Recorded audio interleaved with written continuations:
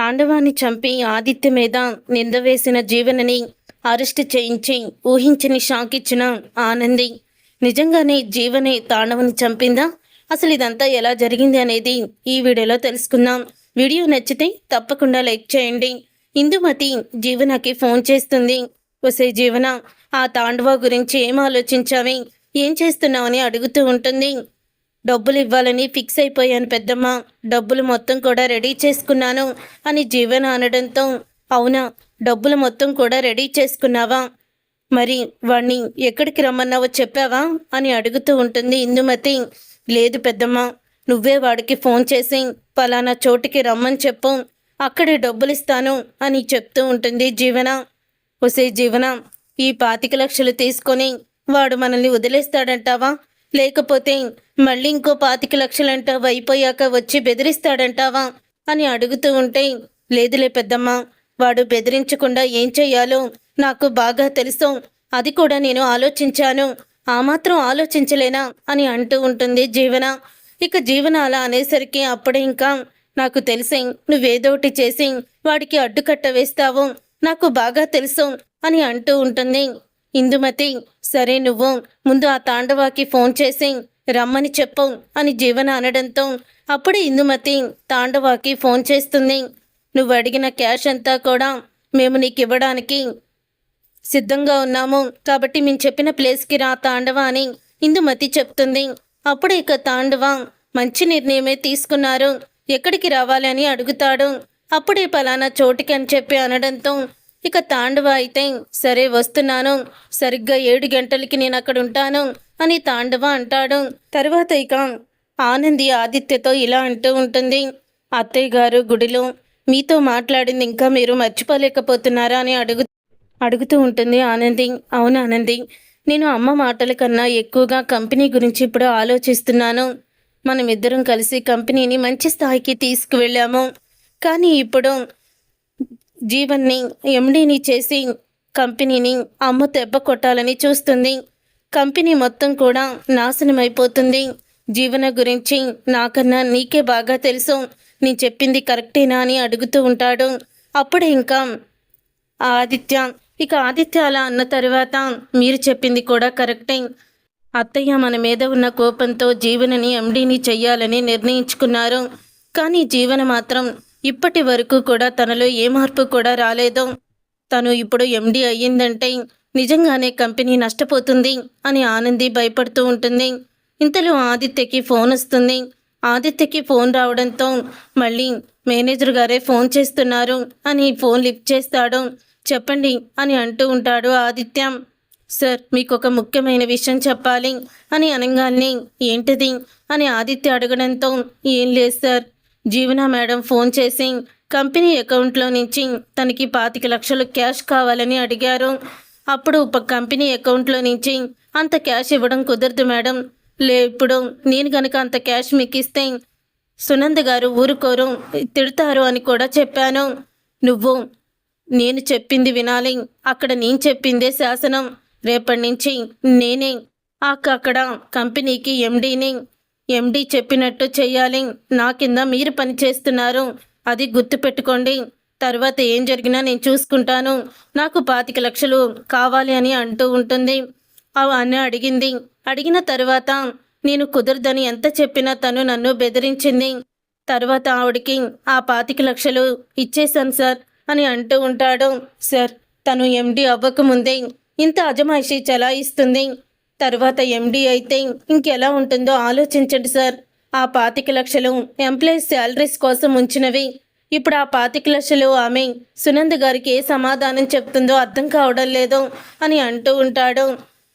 అప్పుడు ఇక ఆదిత్య, నేను కూడా అమ్మతో చెప్పి చూశాను, కానీ మా అమ్మ నా మాట వినిపించుకోవడం లేదు, అదే నాకు భయంగా ఉంది అని ఆదిత్య కూడా చెప్తాడు. ఆదిత్య అలా అన్న తర్వాత అప్పుడు ఇంకా ఆనంది ఫోన్ తీసుకొని, మీరేమీ ఏ విషయంలో భయపడకండి, కానీ తను చేసిన ప్రతి పనికి కూడా మీరు ఒక పని చెయ్యండి, ప్రూఫ్స్ అనేది మీ దగ్గర పెట్టుకోండి, రేపటి రోజున జీవన ఆ డబ్బులు నాకు ఇవ్వలేదని చెప్పినా ఆశ్చర్యపోవాల్సిన అవసరం లేదు, మీరు జీవనకి ఆ డబ్బులు ఇచ్చినట్టు మీ దగ్గర క్లారిటీగా ఏదైనా సాక్ష్యం ఉంచుకోండి, అప్పుడే మీరు సమస్యల్లోకి ఇరుక్కోకుండా ఉంటారు అని ఆనంది చెప్పడంతో, మేడం మీరు ఆలోచించినంత దూరం మేము ఆలోచించలేదు. మీరు అన్నట్టే నిజంగానే అలాంటి మనిషే జీవన మేడం. ఖచ్చితంగా తను అలాగే చేస్తుంది. మీరు చెప్పినట్టే చేస్తాం మేడం అని వాళ్ళైతే అంటారు. ఇక వాళ్ళు అలా అన్న తర్వాత అప్పుడే ఇక జీవన ఏంటండి ఇదంతా, ఇప్పుడు ఏం చెయ్యాలి అని అంటూ ఉంటుంది. మనం చేసేదేమీ లేదు ఆనంది, మా అమ్మాయి మొత్తం చూసుకుంటుంది. మనం చెప్పాలనుకున్నది చెప్పాము. అంతకన్నా ఎక్కువగా మాట్లాడితే నువ్వు ఇంటికి వచ్చేయి, ఇవన్నీ కూడా చెప్తుంది మా అమ్మ. నేనేమో ఇంటికి వెళ్ళలేను అని అంటూ ఉంటాడు ఆదిత్య. ఆదిత్య అలా అన్న తర్వాత అప్పుడేక ఆనంది, సరేలేండి జరగాల్సింది జరగనివ్వండి. అవును, రేపు ట్రిప్పులు ఉన్నాయా అని అడుగుతూ ఉంటే, ఉంది ఆనంది వెళ్ళాలి అని ఆదిత్య చెప్తాడు. ఉదయం అవుతుంది. అవ్వంగాల్ని ఆనంది అయితే ఆదిత్యకి టిఫిన్ అన్నీ కూడా రెడీ చేస్తూ ఉంటుంది. ఇంతలో ఆనంది బొట్టు పెట్టుకోబోతూ ఉండగా కుంకుమ భరణి చేయి జారిపోతుంది. అది చూసి ఆనందికి చాలా దిగులుగా అనిపిస్తుంది. అప్పుడే ఆదిత్య ఏమైంది ఆనంది అని అంటూ ఉంటే, చూడండి కుంకుమ భరణ కింద పడిపోయింది, ఏంటో నాకు అపశకునంగా ఉంది అని అంటూ ఉంటుంది ఆనంది. ఆనంది ఏంటి నువ్వు ప్రతి విషయంలో కూడా అంతలా ఆలోచిస్తున్నావు? ఏదో చేయి జారింది అంతే కదా, దాంతో ఏముంది? చూడు, నీకు తెలుసో లేదేమో, నువ్వు చాలా పూజలు చేస్తావు, అలాగే నీకు అన్ని విషయాలు తెలుసు. నేనొక్క విషయం చెప్పనా? ఎప్పుడో విన్నట్టు గుర్తు. నేను మన చేతిలో ఉన్న కుంకుమ చేయి జారిపోతే భూమాత బొట్టు పెట్టుకున్నట్టు అర్థమంట. అందుకే తప్ప కంగారు పడకూడదని మన పెద్దవాళ్ళు చెప్తారు. ఏదైనా మన మంచికి, ఇది ఏదో జరిగిపోతుందని నెగిటివ్గా ఆలోచించకూడదు, పాజిటివ్గానే ఉండాలి అని చెప్తూ ఉంటాడు ఆదిత్య. ఇక వెళ్లే ముందు ఇక గడప తన్నుకొని వెళ్తాడు, ముందుకి పడబోతాడు. అప్పుడే ఇక ఆనంది, మీరు వెనక్కి రండి, మంచినీళ్ళు తాగి వెళ్ళండి, ఈరోజు ట్రిప్కి ఇంపార్టెంట్గా వెళ్ళాలా, ట్రిప్కి వెళ్ళకపోతే ఏమన్నా అవుతుందా, ట్రిప్కి వెళ్ళకండి, తర్వాత చూద్దాము అని అంటూ ఉంటుంది. ఏంటి నువ్వు ప్రతి విషయంలో ఎందుకు అలా భయపడిపోతున్నావు? అలా ఏమీ ఉండదు, నువ్వేమీ భయపడుకో అని అంటూ ఉంటాడు ఆదిత్య. ఇక ఆదిత్య అయితే వెళ్ళిపోతాడు ట్రిప్కి. ఆదిత్య ట్రిప్కి వెళ్ళిపోయిన తర్వాత, శివయ్య ఇది ఏ ఆటంకం రాకుండా, ఏ ప్రమాదం జరగకుండా నువ్వే నా భర్తని కాపాడాలి అని ఈశ్వరుణ్ణి మొక్కుకుంటూ ఉంటుంది ఆనంది. తర్వాత ఆదిత్య ట్రిప్కి అయితే వెళ్తాడు కదా. ఇక ఆ ట్రిప్కి వెళ్ళినప్పుడు కస్టమర్లని దింపేస్తాడు, తనకి మళ్ళీ వెనక్కి వస్తూ ఉంటాడు. ఇంతలో జీవన అలాగే ఇందుమతి ఇద్దరు కూడా తాండవం గురించి ఎదురు చూస్తూ ఉంటారు. తాండవం గురించి అలా ఎదురు చూస్తున్నప్పుడు ఇందుమతి అంటూ ఉంటుంది, నువ్వు వాడి గురించి ఏదో ఆలోచిస్తానన్నావు, ఏదో చేస్తానన్నావు, ఏంటి అది అని ఇందుమతి అడుగుతూ ఉంటే, వాడు మన జోలికి రాకుండా వాడికి ఎలా అడ్డుకట్ట వేయాలో మొత్తం కూడా నేను ఒక ప్లాన్ చేసే వచ్చాను పెద్దమ్మ అని అంటూ ఉంటుంది జీవన. ఏం ప్లానే అది అని అడుగుతూ ఉంటే, ఏం లేదు పెద్దమ్మ, నేను చెప్తున్నాను కదా, ఒక ప్లాన్ ఉంది నా దగ్గర, ఆ ప్లాన్ గనక సక్సెస్ అయితే ఇక వాడు మన జోలికి రాడు అని చెప్తూ ఉంటే, ఇంతలో తాండవ అయితే వస్తాడు. ఇక తాండవ రావడం చూసి ఇందుమతి తాండవ వస్తున్నాడు అని అంటూ ఉంటుంది. అప్పుడు ఇక జీవన సూట్ కేస్ తీసుకుంటుంది. తీసుకొని ఇక తాండవని వచ్చిన తర్వాత తన చేతిలో పెడుతుంది. చూసుకో, ఇవి 25 లక్షలు, ఇవి తీసుకొని మాకు దూరంగా వెళ్ళిపో అని అంటూ ఉంటుంది జీవన. అప్పుడు ఇక తాండవ, సరే నేను అడగంగానే 25 లక్షలు ఇచ్చేశారంటే ఇంకా ఎక్కువ అమౌంట్ అడిగినా ఇచ్చేవాళ్ళనమాట అని అంటూ ఉంటాడు తాండవ. ఇంకా ఎక్కువ అమౌంటా? ఈ అమౌంటే మేము ఏం చెయ్యాలో ఎలా సదరాలో తెలియక సర్దురాము, ఇంకా నీకు ఎక్కువ కావాలి, ఇదే ఎక్కువ నీకు అని అంటూ ఉంటుంది ఇందుమతి. మీరు చేసిన పాపాలకి మీరు ఎంత చదివించుకున్నా తక్కువే అని అంటూ ఉంటాడు తాండవ. నీకు కావాల్సిన డబ్బు నీ చేతికి అందింది కదా, వెళ్ళిక్కడి నుంచి అని అంటూ ఉంటుంది జీవన. చూడు జీవన, ఈ డబ్బులు అయిపోయిన తర్వాత మళ్ళీ వస్తాను అని తాండవ అనడంతో, ఏంటి ఈ డబ్బులు అయిపోయిన తర్వాత మళ్ళీ వస్తావా అని అడుగుతూ ఉంటుంది జీవన. అవును, మళ్ళీ వస్తాను, నీ గురించి నా దగ్గర గుట్టుంది కదా, ఆ గుట్టుని బయట పెడతాను, నాకు అవసరమైనప్పుడల్లా ఇలా నువ్వు డబ్బులు ఇస్తూనే ఉండాలి అని అంటూ ఉంటే, నాకు తెలుసు నువ్వు ఇలాంటిదేదో చేస్తావని ముందే గ్రహించాను, అందుకని నా జాగ్రత్తలో నేనున్నాను, చూడు అటు చూడు అని అంటూ ఉంటుంది. అంతలో రౌడీలైతే కనపడతారు. ఇక రౌడీలు కనపడడంతో అప్పుడే ఇక ఒక్కసారి తాండవ షాక్ అయిపోతాం.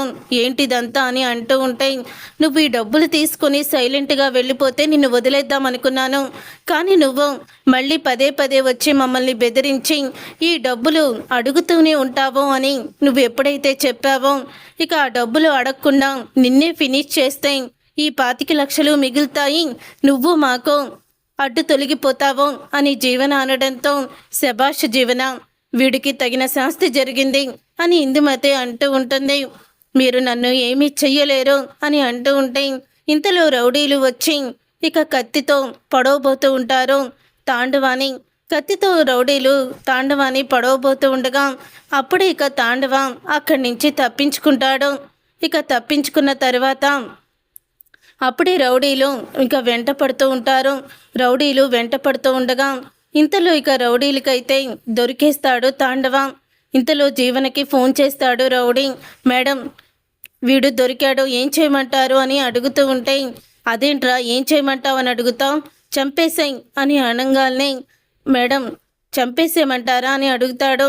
చంపేసి ఎవ్వరికీ తెలియకుండా ఎక్కడైనా మన అనుమానం రాకుండా పడేయండి అని చెప్పడంతో అప్పుడే ఇంకా రౌడీలు అయితే తాండవాని కత్తితో పొడుస్తారు.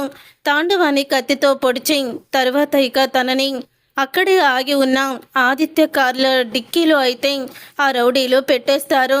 అలా పెట్టేసిన తర్వాత అప్పుడే ఇక రౌడీలు జీవనకి ఫోన్ చేసి, మేడం ఇదిగోండి ఈ కారులోనే ఇతన్ని చంపేసి ఆ డిక్కీలో వేసేసాం, ఇతను క్యాబ్ డ్రైవర్, ఇతని మీదకే నింద వెళ్తుంది అని ఆదిత్యని ఫోటో తీసి చూపిస్తాడు రౌడీ. అప్పుడే ఇక ఆ ఫోటోలో ఆదిత్యని చూసి షాక్ అయిపోతాం. ఒక్క దెబ్బకి 2 పిట్టలన్నమాట అని అంటూ ఉంటుంది జీవన. సరే, మంచి పని చేశారు, ఇదిగో మీరు అడిగిన క్యాష్ కన్నా 1 లక్ష ఎగస్ట్రానే ఇస్తున్నాను అని డబ్బులైతే ఇస్తుంది రౌడీకి. ఇక డబ్బులు ఇచ్చిన తర్వాత రౌడీలు అక్కడి నుంచి వెళ్ళిపోతారు. అప్పుడే ఇందుమతి, ఏంటి ఒక్క దెబ్బకి 2 పిట్టలు అంటున్నావు, ఏం జరిగింది అని అడుగుతుంది. పెద్దమ్మ ఇటు చూడు, ఆ తాండవాని ఈ రౌడీలు చంపేసి ఆదిత్య కారు డిక్కీలో పెట్టారు అని అనగానే, అవునే నిజమే, ఆదిత్య కారు డిక్కీలో పెట్టారు, ఇప్పుడు ఆదిత్య మీదకి ఆ నేరం వెళ్తుంది కదా. అవునే, ఆదిత్య మీదకి ఆ నేరం వెళ్తుంది. ఆదిత్య పోలీస్ స్టేషన్లో అరెస్ట్ అయ్యి ఉంటాడు. ఈ ఆనంది బయట ఏడుస్తూ ఉంటుంది. మా అత్తగారు ఈ ఆనంద్ మీద ఇంకా కోపాన్ని పెంచుకుంటుంది అని అంటూ ఉంటుంది జీవన. నీ ప్లాన్ సూపరే, అన్నీ నీకు ఇలా కలిసి వస్తున్నాయి అని అంటూ ఉంటుంది ఇందుమతి. అమ్మయ్య, ఇక ఆ తాండవ గొడవ వదిలిపోయింది, మనకిక ఎటువంటి రిస్క్ లేదు అని చెప్తూ ఉంటుంది ఇందుమతి. ఇందుమతి అలా అన్న తర్వాత అప్పుడే ఇక తాండవ డిక్కీలో ఉన్నాడన్న సంగతి తెలియక వెళ్తూ ఉంటాడు ఆదిత్య. అలా వెళ్తూ ఉండగా ఆదిత్యకి చిన్న యాక్సిడెంట్ అయ్యి చేతికి గాయం అయితే అవుతుంది. ఇక గాయం అవడంతో అదే గాయంతో ఇంటికైతే వెళ్తాడు. ఆనంది ఆదిత్య ఇంకా రాలేదని ఎదురు చూస్తూ ఉంటుంది. గాయంతో ఇంటికి వచ్చిన ఆదిత్యని చూసిన ఆనంది చాలా భయపడిపోతూ, ఏంటండి ఇదంతా, ఏంటి చేతికి గాయం అని టెన్షన్ పడుతూ ఉంటుంది. ఆనంది టెన్షన్ పడుకో, ఏమీ పర్వాలేదు, నేను బాగానే ఉన్నాను అని చెప్తూ ఉంటే, ఏంటండి బాగుండేది, చూడండి చేతికి ఎంత గాయమైందో, ఉదయం నేను చెప్తూనే ఉన్నాను ఏదో అప్సకనంలా ఉంది వెళ్ళొద్దని, నా మాట విన్నారా, వినలేదు, కనీసం కూర్చొని మంచినీళ్ళు తాగేళ్ళమన్నా కూడా చెయ్యలేదు అని అంటూ ఉంటుంది ఆనంది. ఇప్పుడేం పర్వాలేదు, చేతికే కదా తగిలింది, నువ్వేమీ కంగారు పడుకో, నేను బాగానే ఉన్నాను అని ఆదిత్య అనడంతో, మీరు బాగానే ఉంటారు, కానీ నా ప్రాణం ఎంత విలువిలా కొట్టుకుంటుందో మీకేం తెలుసు, నా మనసు మీరు అర్థం చేసుకోరు అని ఆనంది ఏడుస్తూనే చేతికి కట్టుకడుతుంది. అప్పుడే ఇక ఆనందిని చూసిన ఆదిత్య, ఇంత ప్రేమించే భార్య ఉన్నంతసేపు నాకేమవుతుంది, నాకేమో అయినా చూసుకోవడానికి నువ్వు ఉన్నావు కదా, నిన్ను నన్ను ఎవ్వరూ కూడా వేరు చెయ్యలేరు అని అంటూ ఉంటాడు ఆదిత్య. ఇక ఉదయం అవుతుంది. ఉదయం అవ్వంగానే ఆదిత్యకి ఫోను రావడంతో అప్పుడే ఇక ఆదిత్య అయితే ఆ ఫోను లిఫ్ట్ చేస్తాడు.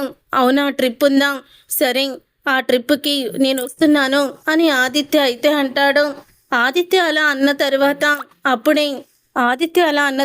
అప్పుడే ఇక ఆనంది, అసలు ఏంటి, ఎందుకు మీరు ఎక్కడికి వెళ్తున్నారు, ఎక్కడికి వెళ్ళొద్దు అని అంటూ ఉంటుంది.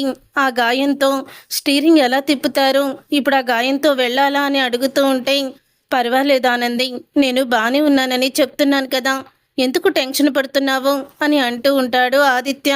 ఇంతలో జీవన పోలీసులకి ఫోన్ చేస్తుంది. పలానా కారులో డెడ్ బాడీ ఉంది, వాళ్ళు చంపేసి వాళ్ళు పారిపోదామని భార్యాభర్తలు ఇద్దరు ట్రై చేస్తున్నారు, మీరు వెళ్ళి పట్టుకోండి అంటూ జీవన ఎవరో తెలియని గుర్తు తెలియని ఒక బయట వ్యక్తిలాగా ఇన్స్పెక్టర్కి ఫోన్ చేస్తుంది. అలా చేసిన తర్వాత పోలీసులు ఆనంద్ ఇంటికైతే బయలుదేరుతారు. సరిగ్గా ఆదిత్య ఆనంది ఇద్దరు కూడా కార్ దగ్గరికి వచ్చేసేసరికి కారు డిక్కీలో నుంచి ఒక క్లాత్ అయితే కనపడుతూ ఉంటుంది. ఆనంది ఆదిత్యకి, ఆనంది ఏంటా క్లాత్ అని అడుగుతూ ఉంటాడు. ఏమోనండి, ఒకసారి డిక్కీ ఓపెన్ చేయండి అని ఆనంది అనడంతో ఆదిత్య డిక్కీ ఓపెన్ చేసి చూసేసరికి అక్కడ తాండవ అయితే చనిపోయి ఉంటాడు. తాండవ చనిపోయి ఉండడం చూసి ఆదిత్య ఆనంది షాక్ అయిపోతూ, ఇదేంటి తాండవ ఇక్కడున్నాడు అని షాక్ అయిపోతూ ఉంటాడు. ఇతను నీకు తెలుసా అని అడుగుతూ ఉంటాడు ఆదిత్య. తను ఎవరో కాదండి, కర్పకం భర్త అని అనగానే అప్పుడే ఆదిత్య కూడా షాక్ అయిపోతాం. అంటే ఆ రోజు నువ్వు ఇతని గురించేనా కంగారు పడ్డావు, ఇతన్ని ఎవరు చంపారు, మన కారు డిక్కీలో ఎవరు పెట్టారు, ఏమీ అర్థం కావడం లేదు, తాండవ తాండవ అంటూ ఇక ఆనంది అయితే తాండవని స్పృహలోకి వస్తాడేమో అని ఇక తను లేపుతూ ఉంటుంది. ఇంతలో పోలీస్ జీప్ అయితే వస్తూ ఉంటుంది. పోలీస్ జీపు వస్తూ ఉండడం చూసి ఒక్కసారే షాక్ అయిపోతూ ఉంటారు ఆనంది ఆదిత్య. ఇక పోలీసులు కార్ దగ్గరికి వచ్చేసరికి డిక్కీలో ఉన్న తాండవాన్ని చూసి, ఇన్స్పెక్టర్ మాకు వచ్చిన ఇన్ఫర్మేషన్ కరెక్టే, మీరు అతన్ని చంపినందుకు మిమ్మల్ని అరెస్ట్ చేస్తున్నాము అని అంటారు. లేదు సార్, నేను అతన్ని హత్య చెయ్యలేదు, నేను అలాంటి వాణ్ణి కాదు, నేను బయటికి వచ్చి చూసేసరికి అతను డిక్కీలో ఉన్నాడు అని చెప్తూ ఉంటే, మాకు వచ్చిన ఇన్ఫర్మేషన్ ప్రకారం మీరు అతన్ని చంపేసి ఊరి నుంచి పరారవ్వాలని చూస్తున్నారని ఎవరో కంప్లైంట్ ఇచ్చారు అని చెప్పడంతో ఒకేసారి షాక్ అయిపోతూ ఉంటారు ఆనంది ఆదిత్య. అప్పుడు ఇక ఆదిత్యని సంకెళ్ళు వేసి జీపులోకి ఎక్కిస్తారు. ఇంతలో ఇక ఆనంది ఏడుస్తూ జీపు వెనకాలే పరిగెత్తుకుంటూ వెళ్తుంది. తరువాత ఇక ఆదిత్య ఫోన్ చేస్తాడు వాళ్ళ నాన్న. ఫోన్ చేసిన తర్వాత అప్పుడే ఆనంది ఏడుస్తూ, ఆయన్ని హత్య కేసులో అరెస్ట్ చేసి తీసుకువెళ్తున్నారు మావయ్య గారు అని అనగానే ఒక్కసారి షాక్ అయిపోతూ ఉంటాడు. ఇక వెంటనే సునంద దగ్గరికి వస్తాడు.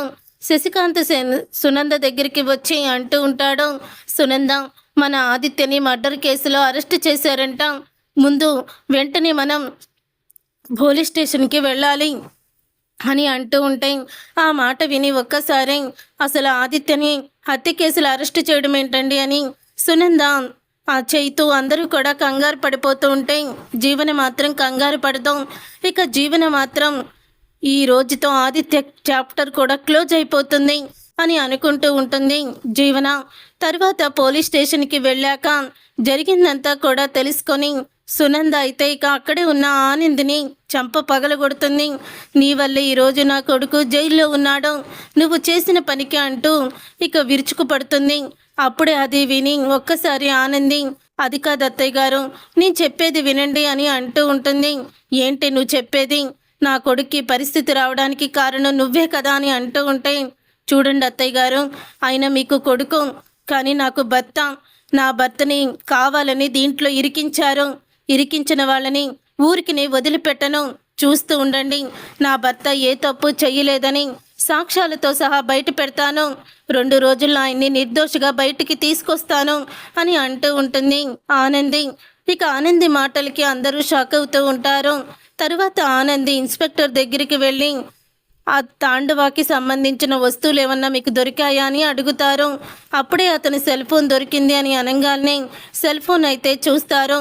సెల్ ఫోన్ చూసిన తర్వాత అప్పుడే ఇక జీవనకి ఎక్కువసార్లు కాల్ చేసినట్టు మెసేజ్లు వచ్చినట్టు తెలుస్తుంది.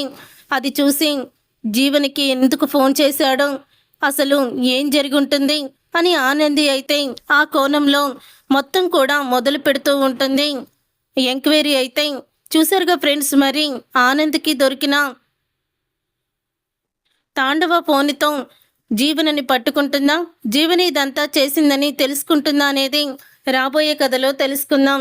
ఈ వీడియో మీకు నచ్చితే తప్పకుండా లైక్ చేసి ఛానల్ని సబ్స్క్రైబ్ చేసుకొని పక్కనే ఉన్న గంట సింబలపై ఆలని క్లిక్ చేయండి.